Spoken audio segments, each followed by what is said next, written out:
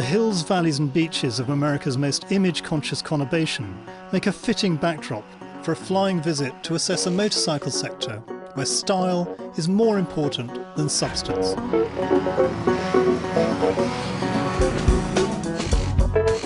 Harley-Davidson as a brand has a cachet like few others. With its custom bikes, it has successfully sold a dream of individuality and rebellion to people such as lawyers and financiers who, in their professional lives, would run a mile from the bad and dangerous image that Harley now claims as its own.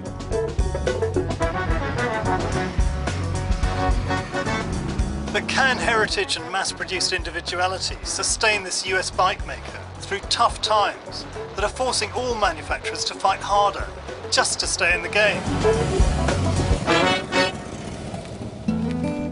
Harley-Davidson, set up in a tiny shack in Milwaukee more than 100 years ago, was not always so pleased to be linked with some of its owners, although it was always happy to sell them bikes. Disaffected veterans returning from the Second World War were the first to be known as outlaw bikers. They used their demob money to buy cheap war surplus bikes, stripped them down for speed, named one of their foremost clubs after a bomber squadron, and went out in search of fun.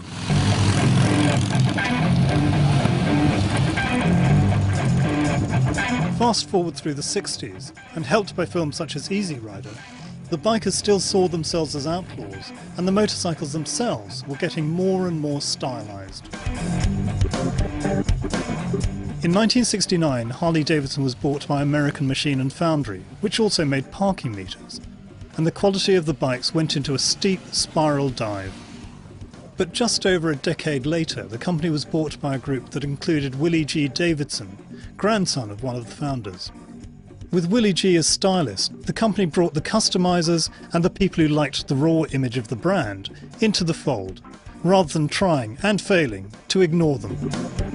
Following that road has meant that more and more of these mass-produced bikes are now sold as customs. We were the biggest manufacturer of motorcycles in 1920, and we were in 68 countries at that time. Customization was already taking place, and that it was becoming more and more of a lifestyle. So customization is just part of our brand, and we hope to continue evolving it and being the #1 in the industry with custom parts available. 30% of Harley's turnover comes from a huge range of extras and accessories. Buyers of new bikes normally spend the equivalent of $2,000 on tuning and cosmetic enhancements, on top of the initial cost, plus $1,000 on clothes. And they often spend that same total each and every year.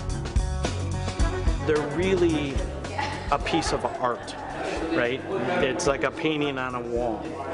Where we really focus is that we like customization that provides function, provides comfort, provides a different look, but it's still very usable. Part of the fun is the artistic ability and the craftsmanship of a lot of our customers and dealers and what they're able to create. They just keep evolving and changing. When you're walking through a rally, you truly never see two Harleys alike.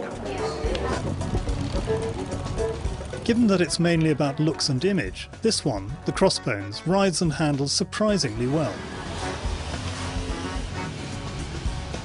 These bikes aren't in the same league as the sports bikes I usually opt for, but for gentle cruising, to show off your tattoos, or even out in these winding mountain roads above Los Angeles, they are enjoyable to ride.